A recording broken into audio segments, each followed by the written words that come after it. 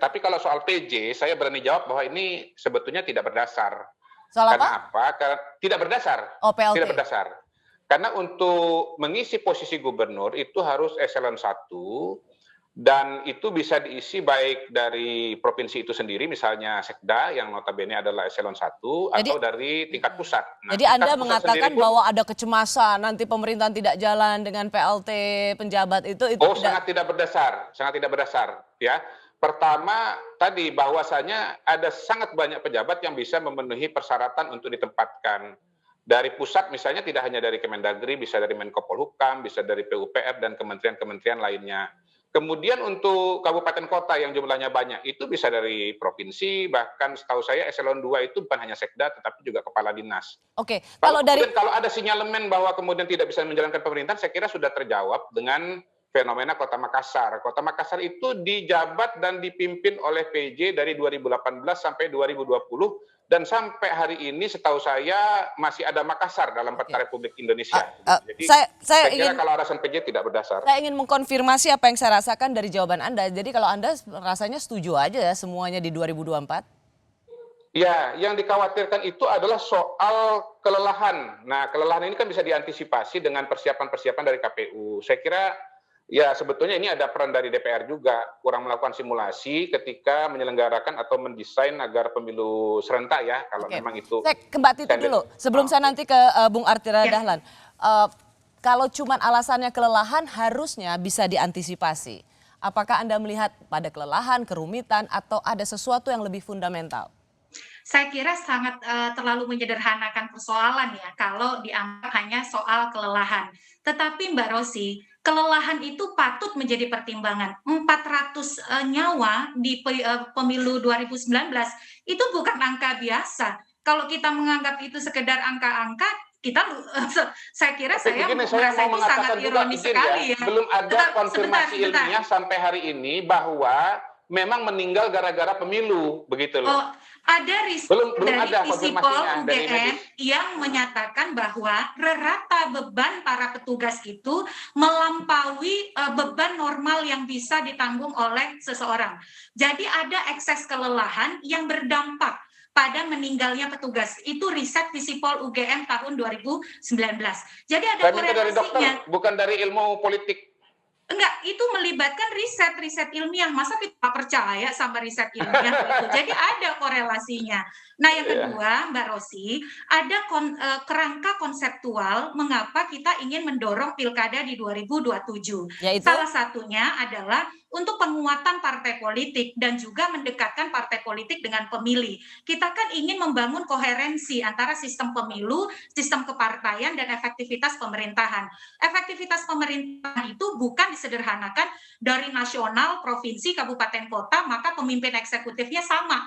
Tetapi efektivitas pemerintahan bisa diwujudkan kalau pemimpin eksekutif itu mendapatkan dukungan signifikan dari parlemen. Berarti parlemennya adalah parlemen lokal. Misalnya gubernur, dia akan lebih bisa menjalankan program-programnya kalau dia didukung oleh parlemen yang juga adalah pendukung si gubernur. Jadi Anda melihat bahwa dipilih dulu presidennya, gitu kan?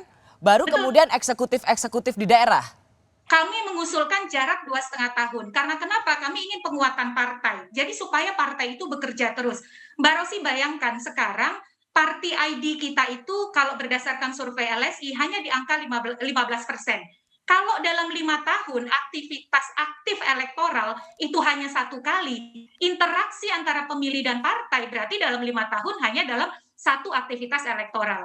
Nah, kalau kita bisa membagi 2, misalnya pemilu nasional dan pemilu daerah, pemilih itu akan punya kesempatan untuk terus mengevaluasi partai politik.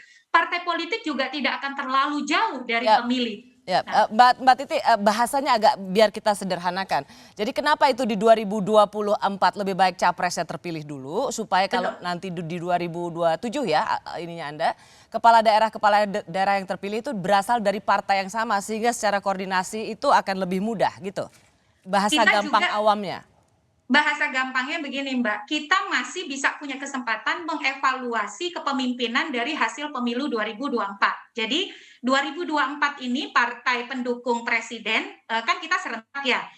itu bekerja, lalu kemudian dievaluasi oleh pemilih.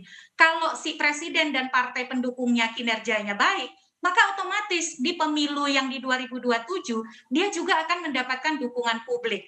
Tetapi Oh, kalau salah besar. Karena orang memilih kinerjanya calon kurang bupati, bagus dan lain gubernur, sebagainya. Oke, Nah, itu ini yang salah diukur satu. Mbak Titi, ini biar kita clear, karena menurut Mbak Titi itu 2024 presiden kepilih dievaluasi oleh para pemilih sehingga itu bisa menular ke gubernur-gubernur. Betul, salah Oke. besar. betul. Kalau Kalau dari pengalaman kemudian saya, kinerja, orang kita kan memilih ingin mendorong ini kerangka konseptualnya Ya, dulu, Mbak Bang Titi, Kodari, Mbak begitu Titi, ya. Kan itu kita boleh itu berbeda pendapat. ya itu idealnya secara konseptual, tapi sebagai seorang pengamat politik, Realita. pollster, realitasnya gitu nggak di Iya, lapangan? realitanya tidak ada hubungan antara Nggak ada calon hubungannya? presiden dengan pilihan gubernur, bupati, wali kota. Ya, Partai Karena kita Demokrat juga ketika sangat menggunakan berjaya di salah tahun satunya 2009, pemilihan ya, gubernur dan bupati wali dia kota pasang untuk foto SBY mengevaluasi gede-gede pun kinerja nggak partai akan politik dan memenangkan juga calon kinerja tersebut. eksekutifnya. Sebentar, Mbak Titi, saya ingin dengar penjelasan dari Bung Kodari yang selama ini banyak Iya, mensurvei betul. calon-calon pemimpin, nggak ada hubungannya tuh ya, idola Nggak ada dengan calon hubungannya. presiden dengan Jadi memilih. pilih bupati, wali kota, gubernur itu adalah evaluasi terhadap figur calon bupati, wali kota, dan gubernur. Jangankan calon presiden yang jauh di atas langit, begitu loh. Dengan kepala daerah yang partainya menang di daerah tersebut, kalau nggak populer ya kalah-kalah aja, begitu. Itu miskonsepsi luar biasa menghubungkan evaluasi pemilu presiden dengan pilkada, begitu. Bahkan Ada saya mau contohnya mengatakan nggak, begini. Bung Kodari? Karena Anda secara realitas Ya, banyak sekali. Contoh? Kalau memang kemudian orang memilih kepala daerah, ya gubernur, bupati setelah dalam kaitannya dengan pemilu presiden, maka semua kepala daerah, semua gubernur, semua bupati ini dari PDI Perjuangan semua ini kan enggak.